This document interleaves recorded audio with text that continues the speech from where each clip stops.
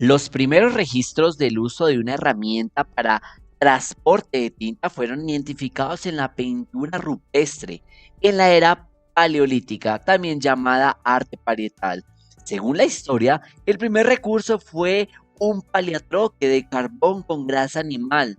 Después de otros elementos fijados fueron introducidos como la tinta, obtenida al mezclar varios pigmentos minerales con diferentes tipos de grasa.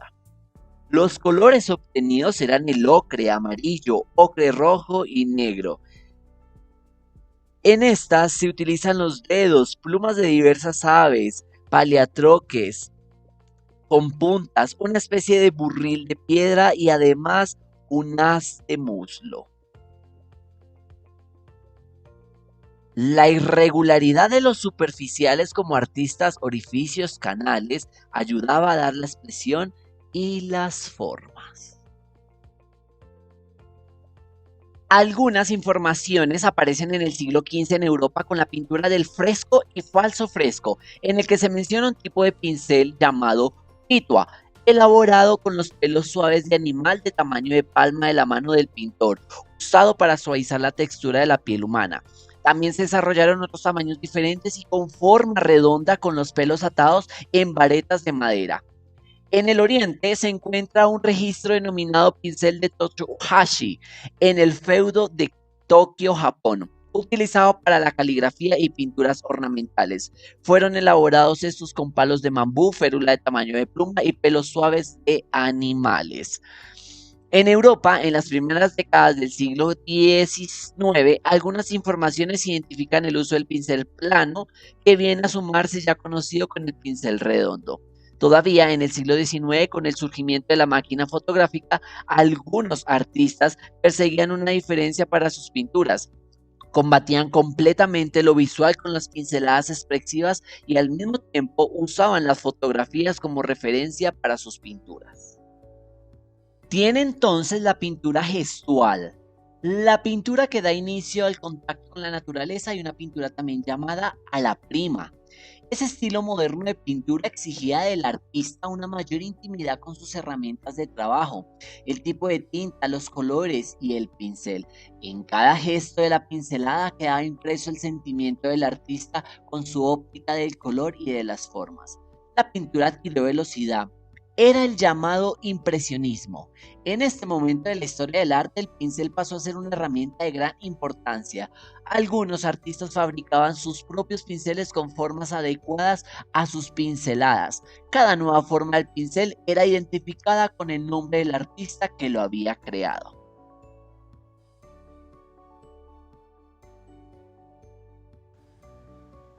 Pincel en la época barroca. La pintura barroca engloba todas aquellas obras pictóricas que se realizaron durante el siglo XVII y principios del siglo XVIII, una época marcada por los grandes cambios políticos, religiosos y culturales. Y en la pintura barroca se abandona la simetría y la horizontalidad y aparecen composiciones más complejas donde destacan las diagonales e impera el desorden de las figuras. También se comienza a representar momentos donde la acción está ocurriendo, es decir, aparece el movimiento, en definitiva. Aparecen la profundidad y el volumen, junto a colores ricos e intensos en composiciones mucho más complejas, donde aún predomina la temática religiosa, pero donde empieza a cobrar gran importancia la representación de la realidad. Y es aquí en donde podemos ver el papel del pincel, que hoy en día podemos conocer que este era de punta redonda, de fibras suaves y multifuncionales, para pintar óleos semigruesos, para una reproducción cromática suave y homogénea, que ayuda a una pincelada larga y flexible, y frecuentemente utiliza la perspectiva aérea para dar profundidad al cuadro. Y yo, Artemisa Gentileschi, soy la pintora que usé el pincel para vengarme. Era tan solo una joven de 17 años cuando ocurrió la tragedia que cambió mi vida. Utilicé el arte a modo de venganza. Pero ¿cómo lo hice? Para entender esta historia solo hace falta observar con atención uno de mis cuadros, y es la obra de Judith decapitando a Holofernes. En él vemos cómo la mujer, una joven viuda, decapita al general asirio que actuaba bajo las órdenes del rey de Babilonia, Nabucodonosor II. Él había sitiado la ciudad de Betulia, donde ella vivía, Judith aprovechó que Holofernes se había enamorado de ella para engañarle. Se vistió de gala y se coló en su campamento, una buena comelona y unas copas después. Aprovechó que estaba durmiendo para matarlo. Lo curioso es que yo me retraté a mí misma como Judith, la protagonista del cuadro, y dibujé en la figura de Holofernes el rostro de otro hombre, quien era amigo de mi padre, él también pintor.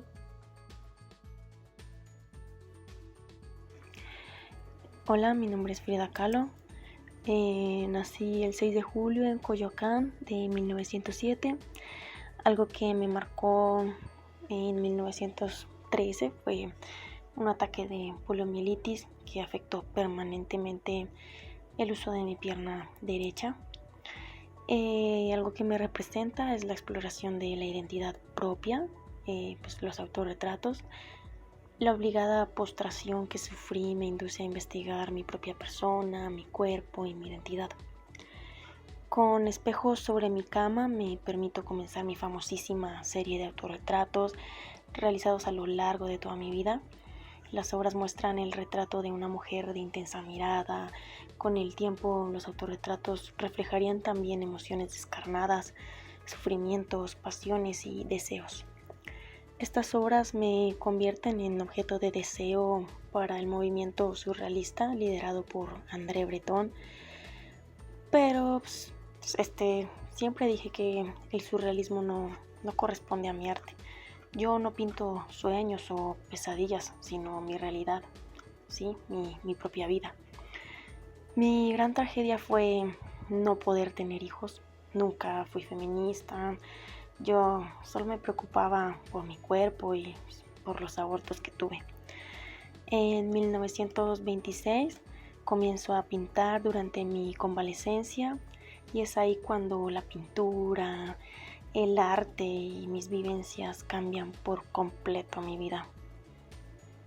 Mi pintura La columna rota es un pasaje que marcó completamente mi vida, incluidas algunas secuelas psicológicas que nunca pude superar, ya que a los 18 años sufrí un accidente automovilístico que me causó gran cantidad de lesiones en el cuerpo.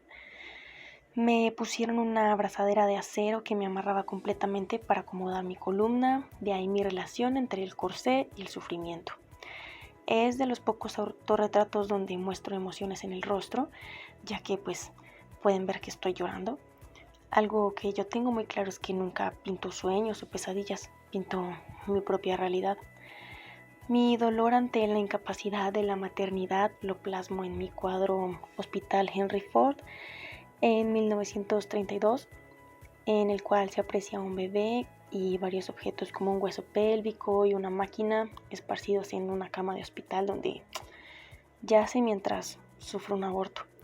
Desde un inicio, mi obra Las dos Fridas se convirtió en un símbolo del sufrimiento y dolor que sentía en aquel momento.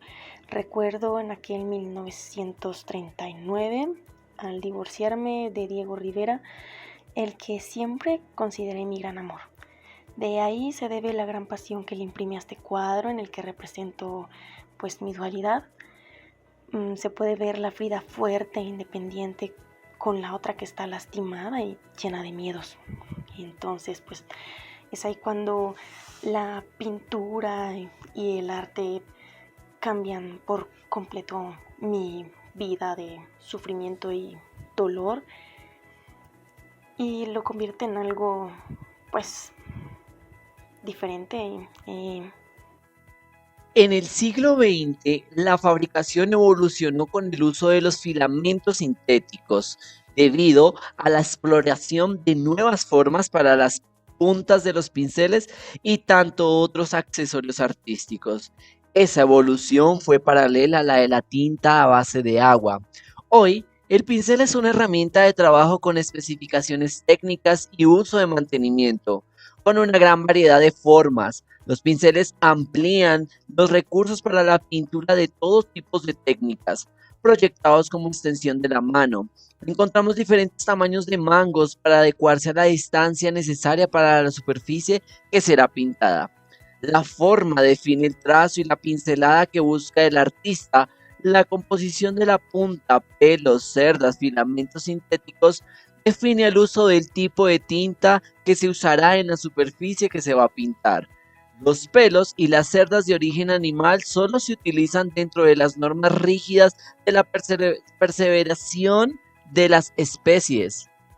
Las Industrias Cóndor fue la primera empresa en Brasil que lanzó nuevas formas de pinceles, el uso de filamentos sintéticos y literatura técnica sobre el uso y mantenimiento de este producto.